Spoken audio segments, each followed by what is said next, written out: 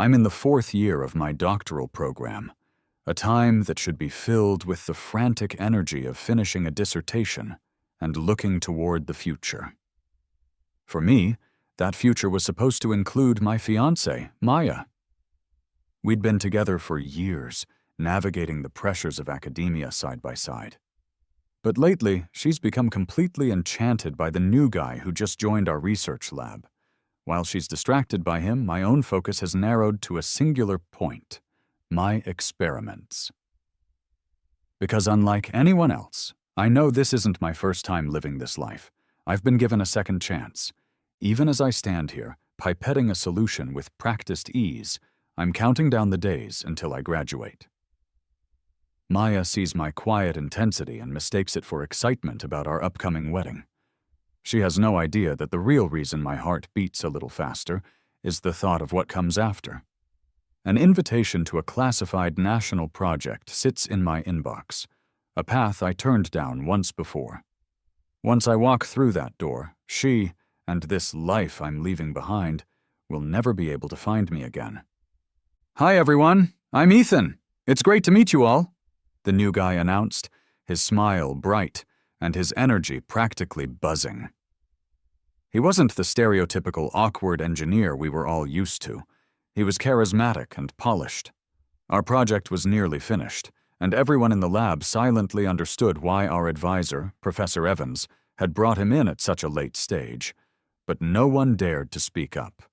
With graduation so close, we were all walking on eggshells, desperate to avoid any trouble that might jeopardize our degrees. The thought of failing at this final hurdle was too much to bear for any of us. But Maya, the moment she saw Ethan, it was as if someone had flipped a switch inside her. A light came on in her eyes that I hadn't seen in a long time. She tried to play it cool, to maintain a professional demeanor, but the smile that bloomed on her face was a dead giveaway. I, however, chose to ignore her little moment of infatuation. I turned back to my computer, checking my email for the 10th time that hour. My fingers trembled slightly as I reread the official invitation, the words confirming my acceptance into the confidential national project. A lump formed in my throat. No one here knew this was my second time receiving this exact email. In my previous life, I had sacrificed this once-in-a-lifetime opportunity for our wedding. I'd believed it was the right thing to do, the noble choice. And yet, even with my sacrifice, Maya's attention had already begun to stray. I had been the one to do all the grueling work in the lab, pulling endless all-nighters to process data and run simulations. But Maya, as the designated project leader, insisted that Ethan, the newcomer, should share in the credit. She kept pleading with me to be generous.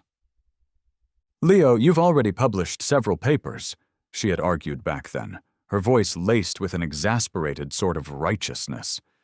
"You'll have no problem getting a position at a good research institute. Being the third author on this won't hurt your career. But Ethan is just starting his PhD, and he really needs a publication to get his foot in the door." When I hesitated, her frustration boiled over into anger, and she accused me of being selfish and petty. In the end, worn down by the combined pressure from her and Professor Evans, I relented. The final paper listed our advisor as the first author, Ethan as the second, and Maya as the third. I, the person who had poured his very soul into the research, was relegated to fourth. The paper went on to cause a huge stir in our field, and Ethan was immediately hailed as a prodigy. Maya and Professor Evans also enjoyed a great deal of recognition and a host of rewards. As for me, my health had deteriorated from overwork and accidental exposure to carcinogenic reagents during a botched experiment. I ended up dying alone in a sterile hospital bed, never even seeing the wedding day I had given up everything for. It was only before I passed that I learned the full truth. Maya had grown tired of my quiet, focused nature and had fallen for Ethan's superficial charm. So this time, When Maya approached me with the exact same proposition, I was ready. "What does Ethan have to do with us?" I asked her directly, my voice even. "He just joined the lab. We barely know the guy." She paused, a flicker of confusion in her eyes. "Have you really never met someone like him before?" she asked, as if I were the one being strange. "You can't help but want to be nice to him." I pressed further. "Is that what this is? Just being nice?" Taken aback by my directness, her voice rose in pitch. "Leo, what are you implying? What kind of person do you think I am? Don't you understand that Professor Evans brought him here for a reason?" She looked at me as if I'd lost my mind when I said I was going to speak to the professor about the authorship issue myself. She opened her mouth to say something else, probably another warning, but she seemed to think better of it and held her tongue. Later that evening, back at the apartment Maya and I shared, I locked myself in my room. On my phone, the wedding countdown app, once a symbol of our shared future, now felt like a relic from a life I no longer wanted. I held my finger over the icon, deleted it without a second thought, and installed a new one, a simple, discrete countdown to the start date of the national project. Just 2 more months. 2 months until I could finally say goodbye to Maya and this painful charade forever. 2 months until a new, challenging, and meaningful chapter of my life could begin. This time, I was finished sacrificing my dreams for someone else. A week later, I found Professor Evans in her office. "Professor," I began, my tone polite but firm. "Since the project is effectively complete, I'd like to formally request that I be listed as the first author on the paper." She looked up from her computer, her expression barely changing. She gave me her usual passive-aggressive smile, a look I used to dread but now saw for the empty threat it was. "Leo, you're graduating soon, aren't you?" "Yes," I said, refusing to be intimidated. "And all of the core experiments, the data collection, and the analysis were my work. I want to be the first author." Her smile tightened. "Graduation is still a little ways off. You're my best student, Leo. I'm sure you wouldn't want anything to complicate your graduation, would you?" The subtext was as clear as day. She was threatening me. "No, Professor, I don't," I replied calmly. She seemed satisfied with my answer. "Good. Just focus on finishing this last experiment. Don't you worry about the paper."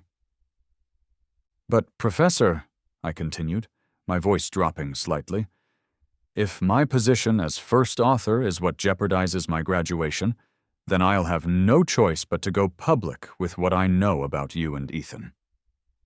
I had learned about their affair in my past life, and this time I had been careful. I'd collected evidence, discrete photos of them on dates, records of them entering hotels together. I was fully prepared to burn my own bridge if it meant taking her down with me. Her hand, which had been resting on her mouse, began to tremble. "Leo," she said, her voice suddenly losing its edge, "let's not do anything rash. I'm sure we can work something out." When I got home that evening, Maya was sitting on the couch, poring over some project materials. I told her I had spoken with our mentor and that I was now officially listed as the first author on the paper. Her head snapped up, her eyes wide with disbelief. She almost blurted out, "What about Ethan?" But she caught herself when she saw the look on my face. She quickly tried to recover. I just thought, because of his connection to the professor." I looked her straight in the eye. "So what?" Maya didn't have an answer for that.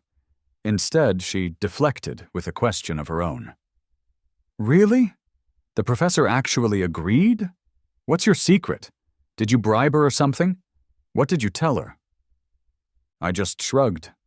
I told her that since I handled all the core experiments and data, I deserved to be the first author. And she just agreed to that? Maya looked completely shocked. Before I could answer, I heard the sound of the shower running in the master bathroom. "Someone's here?" I asked, though I already knew the answer. She didn't even try to hide it this time. "Yeah, it's Ethan. He said the showers in the dorms were disgusting, so I told him he could use ours." A humorless sneer touched my lips.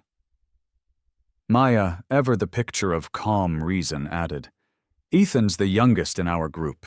As his seniors, we should look out for him, right? Plus, you know he has that connection with the professor." I cut her off, my voice sharp with sarcasm. "Since he's so special, why don't you start feeding him baby formula and changing his diapers, too? You know, to really honor that connection." She was stunned into silence, her mouth opening and closing, but no words coming out. I don't think she ever expected quiet. Lab-bound me to say something so pointed. But in this second life, why should I hold anything back? Just then, the bathroom door opened, and Ethan walked out, his cheeks flushed from the hot water, a towel slung around his neck. Maya froze, just staring at him. Her eyes darted nervously between him and me, a look of panic dawning on her face. I was about to ask if her reaction was solely because of his mentor connection. But before I could, she muttered a flimsy excuse and hurried back to her room. Now it was just me and Ethan. The shy newcomer act from moments ago was gone, replaced by a smug grin. He looked at me as if to say, "See? Your fiancée isn't worth much. All it takes is a little attention from me and she's wrapped around my finger." I ignored him completely and headed for my own room. When someone is trying to provoke you, the most powerful thing you can do is give them nothing. His goal was to see me angry, to see me lose my composure, and I wasn't about to give him the satisfaction. "Come on, man. What's with the cold shoulder?" Ethan's voice followed me, laced with annoyance. Did I do something wrong? I pretended not to hear him and simply shut my door. Back in the sanctuary of my room, I opened the countdown app. Watching the numbers tick down day by day, hour by hour, brought me a profound sense of peace. 50-something days to go. 50-something days until my world became quieter. Simpler. After that, it would be all about the work, about contributing to something larger than myself, for the country, for the public, for the sake of science itself. The next day, I was in the lab right on time. There was only one final, crucial experiment left to perform. Once it was done, the project would be wrapped up, and I would be on the clear path to graduation and my new life. A fresh start was so close I could almost taste it. But with that excitement came a sliver of anxiety. In my past life, this was the experiment that had gone so horribly wrong. Back then, as I was injecting the last of the lab mice, one of them had kicked violently. The carcinogenic substance I was working with had splashed onto my arm. My safety gear had failed, and that single moment had sealed my fate. My ultimate sacrifice had been twisted into a victory for someone else.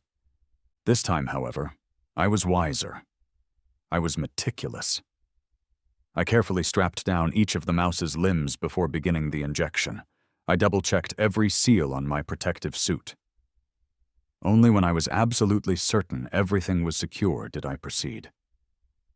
As I administered the injection to the final mouse, I let out a long, slow breath. This life, it seemed, was finally on a better track.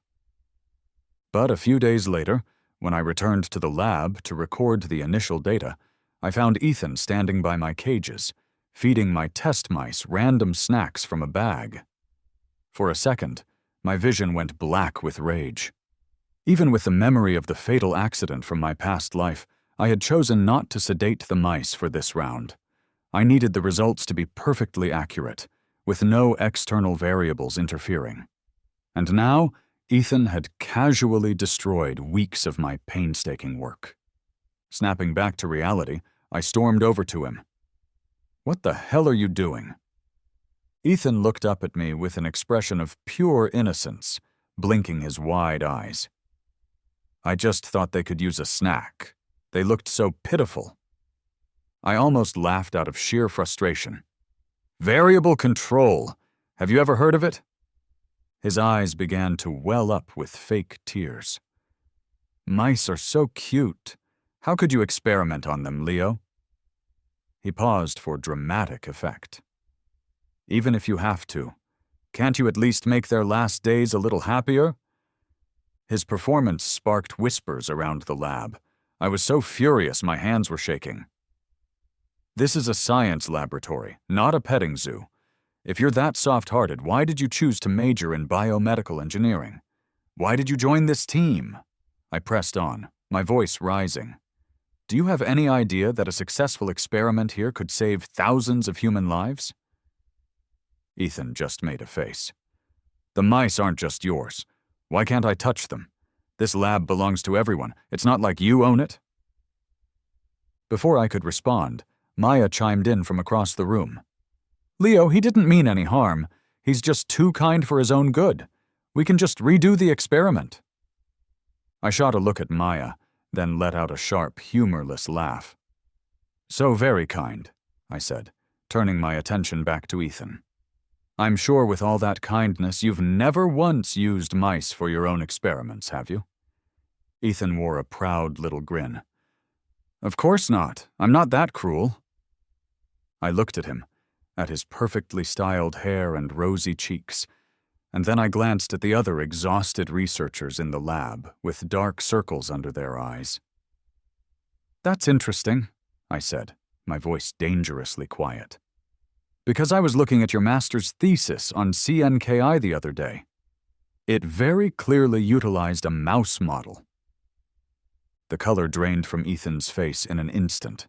He started mumbling, unable to form a coherent sentence.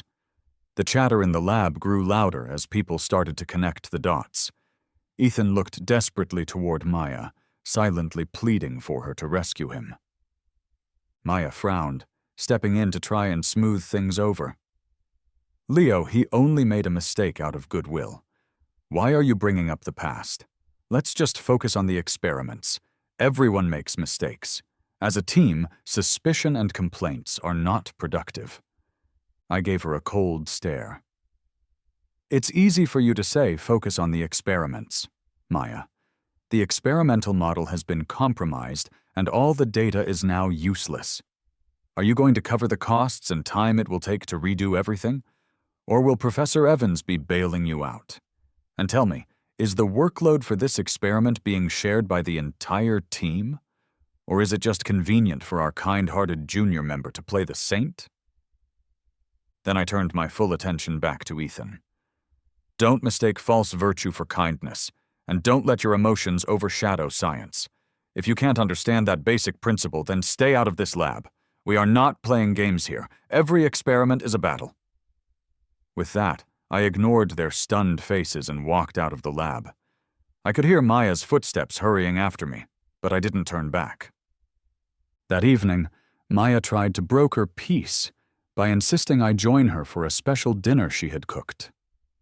The table was filled with all of my favorite dishes, a clear olive branch. I ate in silence, not offering a single word. Finally, Maya couldn't stand it anymore and broke the silence. "You didn't have to bring up his thesis today in the lab, you know." I looked up at her briefly, but remained silent. She sighed and continued. "What other people do with their papers isn't our business. We just need to focus on our own projects. Humiliating a young student doesn't help anyone." I let out a small, bitter laugh and picked up a piece of food with my chopsticks. "Funny, you usually care most about him." Maya's expression froze for a second, but she quickly composed herself and said nothing, instead placing more food onto my plate. After a long pause, she spoke again, her voice softer. "Leo, you've lost weight, and your dark circles are getting worse. You need to take better care of yourself." I stared down at the food she had given me, but made no move to eat it.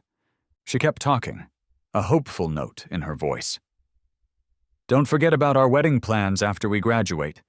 You have to be the most handsome groom." I finally put down my chopsticks, looked up at her, and smiled. The smile was just a mask. Inside, I was silently counting down the days.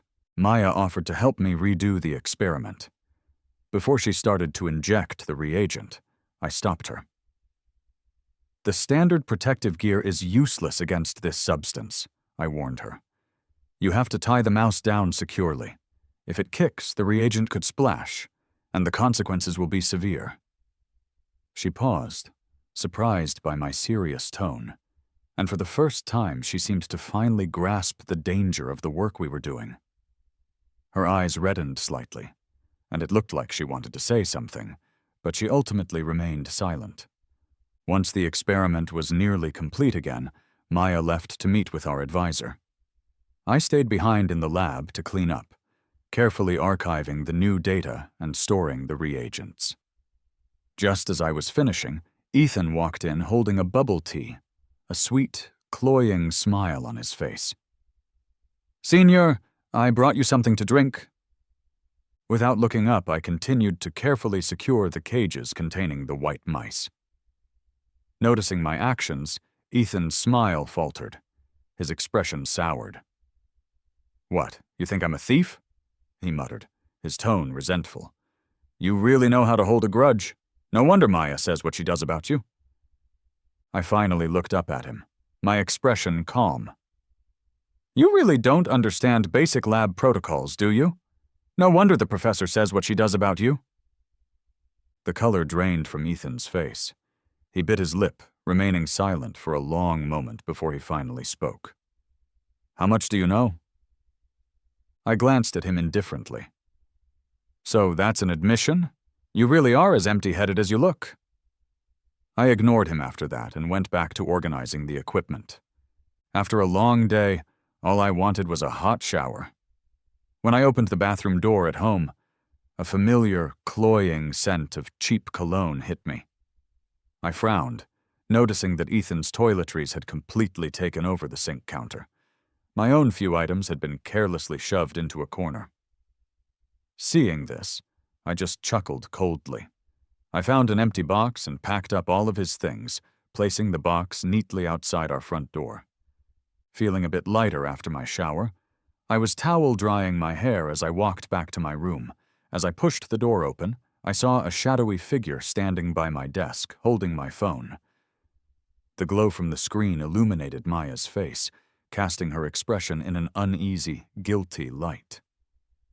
My heart skipped a beat. The countdown app. The one for the classified project. Maya froze like a deer caught in headlights. She turned around slowly, forcing an awkward smile. "Oh, your phone rang, so I was checking to see if it was anything important." Seeing her guilty expression, I felt a wave of relief. She hadn't found out about the project. I quickly walked over and took my phone back from her, noticing it was open to a messaging app. I smiled, my voice slow and deliberate. "Maya, I hope you understand the basics of respect and personal boundaries." Her face fell. "Leo, you've been acting so distant lately. I was just worried about you. You're still mad about what happened with Ethan, aren't you? He's simple-minded like a kid. Why do you have to pick fights with him? Everyone else in the lab gets along with him just fine, except you. I know you feel insecure, but I've already told you, our wedding will happen as soon as we graduate. I will marry you." I just watched her, so serious and self-righteous, and I felt a laugh bubbling up inside me. I was too tired to argue anymore. "I get it," I said flatly. Hearing that, her furrowed brow finally relaxed. "Good. Get some rest. Good night?" "Yeah, good night," I mumbled, not even bothering to look up. Maya seemed not to notice my complete indifference, and left the room, seemingly satisfied. After she was gone, I opened my phone and looked at the countdown app. My restless heart finally calmed. Just a little over a month to go. It would be soon. The next morning, while I was brushing my teeth, I noticed that all of Ethan's things, which I had packed up and left by the door, were back in their place on the bathroom counter. This time I couldn't be bothered to do anything about it. After all, they would both be irrelevant to me soon. There was no need to make any extra moves. You can't wake up someone who's pretending to be asleep. For the days that followed, I threw myself completely into finishing the project. Every waking moment was spent in the lab, collecting and analyzing data down to 4 decimal places, repeatedly revising the final report until it was flawless. Every chart, every conclusion was scrutinized countless times. I knew this project wasn't just my ticket to graduation. It was the springboard for the next, more important phase of my life. Finally, the project paper was complete.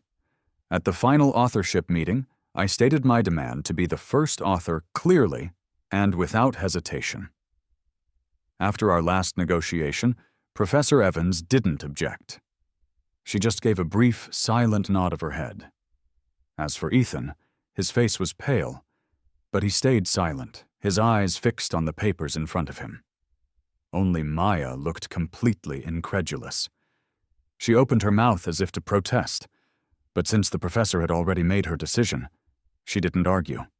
After the meeting, Maya hurried to catch up with me in the hallway. "Leo, wait!" I stopped and gave her a cold stare. She frowned, her face a mask of confusion. How? How did you get the professor to agree to make you the first author? It doesn't make any sense." She leaned in closer and whispered, "You didn't bribe her, did you?" I couldn't believe I had ever had feelings for this woman. "Bribe her? Maya, do you really think everyone invests in relationships the way you do?" She was taken aback, her face turning pale. "Then how did you do it?" I gave a cold smile, squinting slightly. "You can thank our junior colleague, Ethan." She was stunned. "What does he have to do with this?" I didn't bother explaining. I just turned and walked away, leaving her with one final line. "You'll figure it out someday." At the graduation party, everyone raised their glasses, toasting the end of our student lives and celebrating the bright futures that lay ahead. Maya drank too much, her face flushed and her gaze unfocused. She suddenly lifted her glass, her voice slurring as she looked at me with misty eyes. "Leo, I have to say something. From our undergraduate days until now, I've waited for you for all these years. Finally, we're graduating. Soon we can get married." The table went quiet as all eyes turned to us. I said nothing, just smiled to myself. I had no desire to engage. Across the table, Ethan's expression turned cold, the forced smile on his face looking unnatural. He clutched his wine glass tightly, his head bowed slightly as if to hide his feelings. Suddenly, a female student from our cohort spoke up. "Maya, if you love Leo so much, then why are you always so close to Ethan? The amount of attention you give him is enough to make everyone's eyes soar." She had clearly had a few drinks herself, and her words were like a bomb dropped on the table. She honed in on Maya. "Leo's skills are top-notch in our department. He's practically a god to the rest of us. And you don't appreciate him. You're always looking somewhere else. What's really in your heart? If you can't appreciate him, then leave the chance for someone who can." The room fell silent. Maya's face changed, her expression hardening as she slammed her hand down on the table. "What nonsense are you talking about? How am I not appreciative? You just can't stand to see me happy. My business with Leo is none of your concern. Are you just eyeing up someone else's fiancé?" She stood up unsteadily, using the alcohol to fuel her confrontation. The female student merely smirked. "I'm just speaking the truth." Maya lost it. Her hand shook as she reached for her glass, knocking it over. It crashed to the floor, shattering into a dozen pieces. Chaos erupted. Some people tried to mediate, others rushed to clean up the mess, but Maya only grew more agitated. It wasn't until Ethan stepped in to calm her down that she quieted. "Maya, just let it go," he said softly.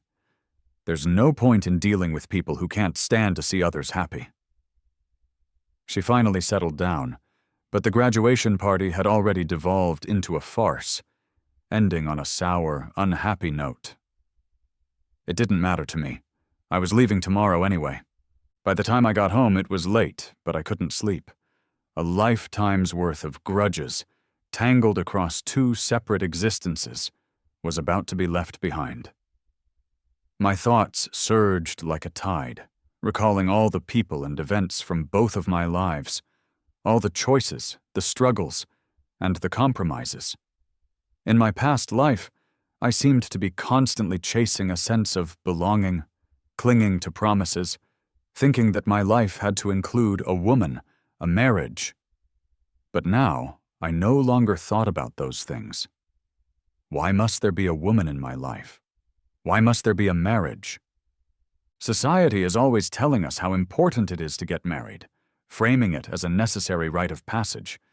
It's presented as the ultimate achievement, and without a marriage and a family, you're made to feel incomplete, as if your inherent value is diminished. Growing up, we were taught to live for others, for a partner, for children, for society's approval. But after all these years, I've realized it's all just conditioning, a chain that society places on individuals. A marriage and a partner can be choices, but they shouldn't be a destination. They shouldn't be the center of my life or the definition of my existence. I once put marriage on a pedestal without even realizing it, and in doing so, I pushed myself too low. Now, I finally understood what I really wanted. Why should I waste my life on the mundane aspects of a relationship when I could be doing something truly meaningful? Research is my real passion, a career worth dedicating my entire life to. I knew now, with absolute certainty, that I would have no regrets. In the pre-dawn hours of the morning, I left. Maya was in a deep sleep, completely unaware of my departure. Goodbye, Maya, I thought. May we never see each other again. The 3-year National Confidential Experimental Project officially began. The work was extremely challenging, with tight schedules and heavy tasks. It was an almost non-stop cycle of experiment design, data analysis, and troubleshooting technical issues, one after another, from morning until late at night. But even with the immense pressure, I felt surprisingly fulfilled. I knew that once this project succeeded, it would be a groundbreaking achievement that would save thousands upon thousands of lives. Every time I saw the experimental data align more closely with our projections, the exhaustion would temporarily melt away, replaced by an unparalleled sense of satisfaction. Honestly, I was a bit surprised at myself. In those 3 years, I rarely thought about Maya, Ethan, or my past life. I guess I was more resilient than I gave myself credit for. It seemed that focusing on the research I was passionate about was my true salvation. 3 years flew by in a blur of focused work. At the project's official commendation ceremony, I was chosen to give a speech as a representative of those who had made an outstanding contribution. 3 years ago, I began, looking out at the crowd of my brilliant colleagues. We chose this difficult path. Every step was filled with uncertainty. But today we are here, proving that our countless failures were not in vain. Every drop of sweat, every sleepless night of persistence has led us to this moment. This isn't just our victory. It's a victory for every life and every family that will benefit from this achievement. Thunderous applause filled the auditorium, and I could see that many people had tears in their eyes. Through the sea of excited faces, I saw a burning gaze piercing through the crowd, landing directly on me. It was Maya. In just 3 years, she seemed to have aged significantly. Her eyes looked more tired than I ever remembered them being. But I didn't let my gaze linger. I simply looked away and continued my speech. After the event ended, Maya found me backstage. Her eyes were red, and she seemed to be struggling to suppress some powerful emotion. "Leo," she started, but I spoke first, a polite smile on my face. "I heard from some of our old classmates as soon as I left the research base. Congratulations on your marriage to Ethan." The words Maya had been about to say got stuck in her throat. A look of panic flashed in her eyes.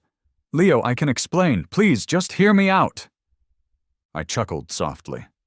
"You should probably go home and explain things to your husband." Before I even finished speaking, I gave a small nod to the security personnel standing nearby. They stepped forward to politely escort Maya out. She was momentarily stunned, her face turning pale. Her eyes grew even redder, and her breathing became erratic. She looked at me with a complex gaze filled with resentment, regret, and even a hint of pleading. "Leo."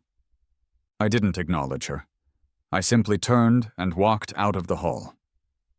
While packing up my things at my new apartment, I found my old phone. When I turned it on, it was flooded with a deluge of messages. Over 1,000 of them were from Maya. Most were long, rambling texts. I glanced at a few of them. They were mostly about her asking where I was, saying she missed me, that she was waiting for me, that she had nothing to do with Ethan. With a small smirk, I blocked her number. I had been in such a rush when I left 3 years ago that I had forgotten that simple task. After all, I didn't have time to linger on the past. The next project was already waiting for me to join. From now on, I would live for the people and for my country. Maya's perspective. Leo was always a good person. That girl at the graduation party was right. From our undergraduate days all the way through our PhD program, he was always the top student, the ideal that everyone looked up to. He was quiet, but his intelligence was so impressive, and he was always humble about it, calm, brilliant, and highly educated. He was exactly the man I had always imagined my partner would be. I remember the night after our evening study session when I gathered all my courage to confess my feelings to him. I never thought he would actually say yes. I was so happy I laughed out loud on my way back to the dorm, wanting to shout from the rooftops that Leo was my boyfriend. When did I start feeling like he was too bland? Maybe it was a few years into our relationship. The feeling became undeniable when Ethan showed up. Ethan was young, charming, and so lively, the complete opposite of Leo. It wasn't that Leo had done anything wrong, it was just that I had never met someone so bright and passionate before, especially not in our field. My heart started to wander, though I desperately didn't want to admit it, even to myself. I kept telling myself that I was only being nice to Ethan because he was connected to our mentor, because he was part of our team, because he was the youngest and needed guidance. But the more time I spent with Ethan, the more dull and overly composed Leo seemed in comparison. Yet he was the same man I had confessed my love to years ago, the same man I had asked to marry me. In the end, I was the one who had changed. Then Leo left. He just disappeared, leaving me and our wedding behind. When I couldn't reach him, I nearly lost my mind. Even if he was upset about Ethan, why wouldn't he at least hear my explanation? Why would he just vanish without a single word? I used every connection I had to try and find him. I even went to his parents' house, but it was as if he had disappeared into thin air. Eventually, in my desperation, I went to the dean and begged her for help. The dean just looked at me with a strange expression. "Maya," she said, "Leo is a living person, yet he vanished without a trace. We are all researchers. Don't you understand what that implies? You were his fiancée. Didn't he tell you anything?" I was stunned. As slow as I could be, her words hit me like a ton of bricks. Of course. Leo was always a rare talent in the research world. With his abilities, it was only natural that he would be recruited by the government for a major project. That's when I finally realized, with chilling clarity, that Leo really, truly didn't want me anymore. After he left, I drowned myself in alcohol every day. I kept trying to brainwash myself, telling myself that he would come back, that postponing the wedding wasn't a big deal. That's when Ethan slipped into the void Leo had left in my life. At first, I was furious and wanted to cut all ties with him. I told him I would wait for Leo no matter how long it took. But then Ethan told me he was sick, and he threatened to go public with our relationship at the Institute if I didn't take care of him. I felt I had no choice but to compromise. Later, I came to realize just how much of a fraud Ethan was. He was all style and no substance, a man filled with petty schemes. He couldn't even compare to a single one of Leo's fingers. And yet I had lost Leo because of this empty shell. I was such an idiot. Eventually, Ethan's relationship with his mentor was exposed. I was the one who reported it. People online started calling Ethan an academic temptress. I should have seen it earlier. With his empty schemes and lack of actual knowledge, where did his research achievements even come from? They were just the product of his looks and his manipulative tactics, of stealing other people's hard work. Leo had even hinted at it more than once, but I was so blinded at the time that I completely ignored him. All I could see back then was that ever since Ethan showed up, Leo had become different. He was no longer as reserved and quiet. Instead, he would often say sharp, unexpected things. If only I had paid a little more attention, I might have noticed that he was planning to leave me all along. But my mind wasn't on him then. Later, I couldn't take the mental torment anymore and chose to leave that world behind. I know my life will probably stay like this forever. I will spend the rest of my days cherishing the memory of the man I lost.